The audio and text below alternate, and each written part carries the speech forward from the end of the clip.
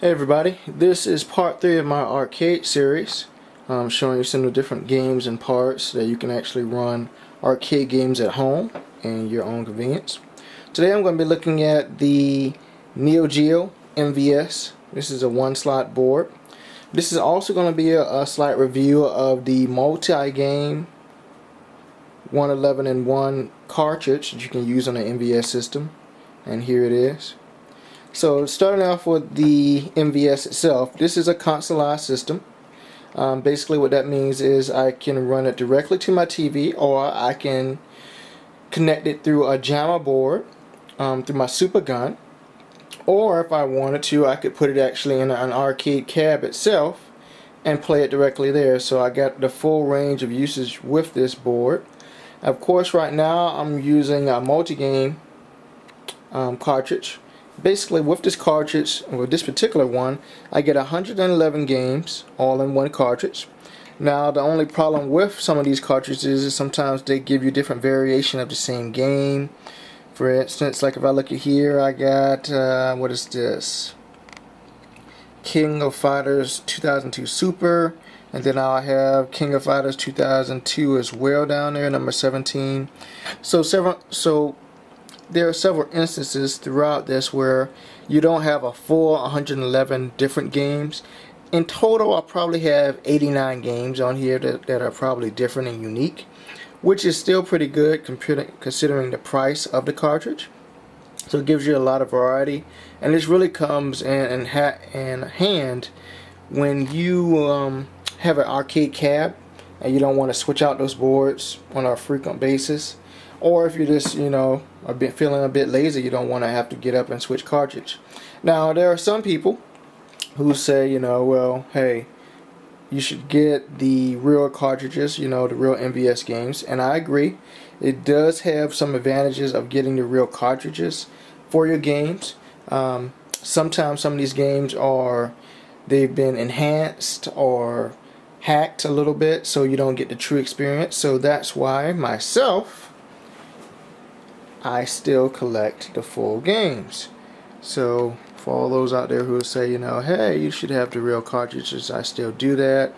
And there's my collection of real cartridges: Metal Slug series, Pulsar, Blazing Star, Last Blade series. Just a good range of games there. So I still keep and collect the original MVS games, and a few AES games are thrown in there.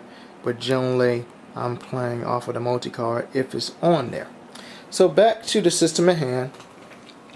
When you power on the system, and the power button for this particular model is right there. So that's your power button right here.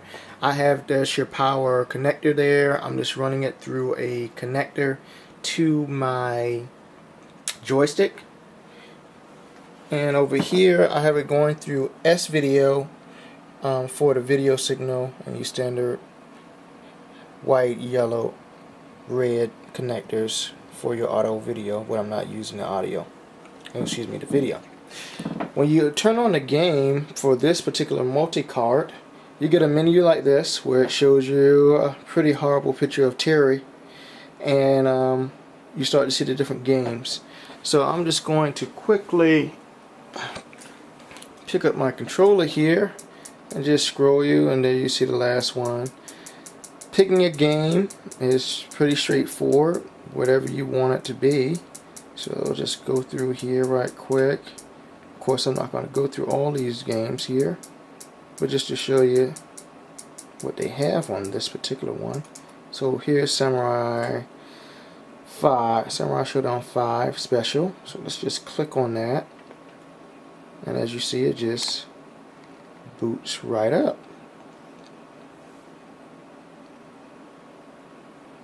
So if you didn't know it was a multi-card,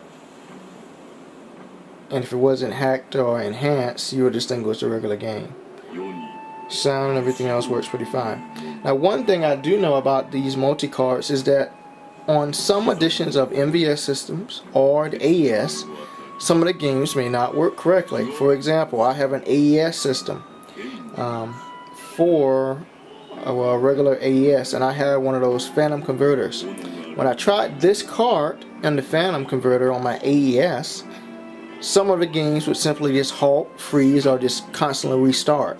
At first I thought it was the multi-cards problem, but after doing some reading on the forums, I found out that the multi-card has problems on some converters or some different MES or MVS cartridge systems.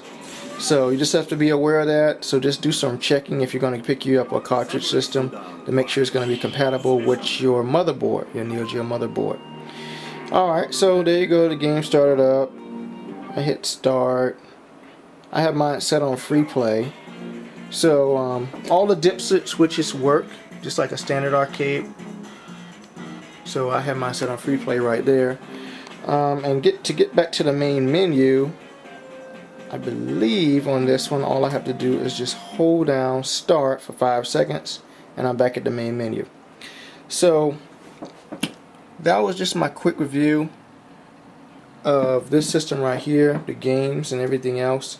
Of course, I may have another review coming up showing you how to use a different system or playing on a different system in a entirely different way. But basically, if you guys have a multi-card system, Neo Geo MVS, or anything like that, you know, go ahead and do a follow-up. I would appreciate it. And if you have any comments, you know, always throw those up there, and I appreciate those as well. See you guys later. Bye.